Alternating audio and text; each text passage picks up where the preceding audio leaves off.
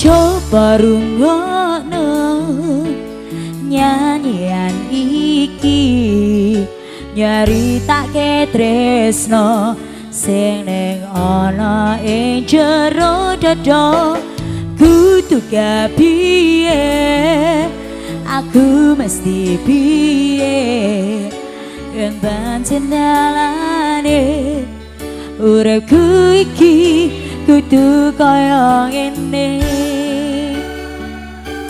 Asmara bro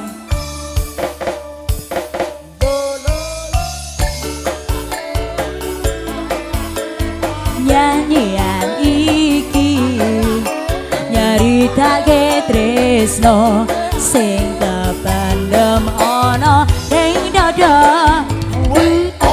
piye aku kudu piye yen pancen dalane uripku iki kudu kaya ngene. Senadyan kowe wis karo liyane nanging tresnaku karo kowe ora bisa tak leleki ora bakal ilang tresnaku dinggo kowe wis tak tutup atiku dinggo liyane mergo kowe sing paling tresnani senajan tresno iki wis kependem ning ati.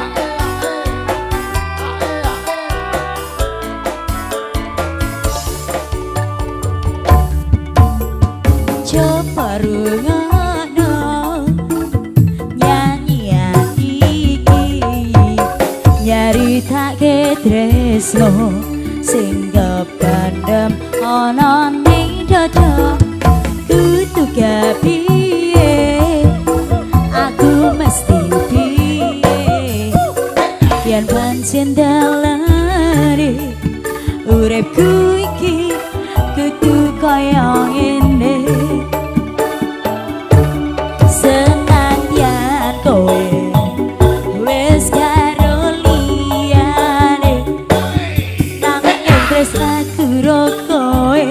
Ora bisa tak laleki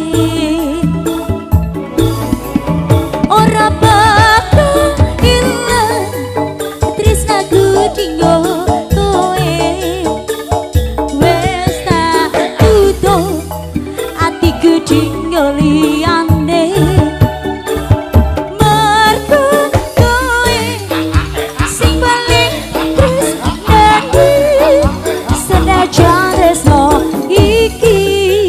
wis kependem ning ati ora bakal ilang tresnaku dinggo kowe wis tutup atiku dinggo liyane mergo kowe sing paling tresnani senajan tresno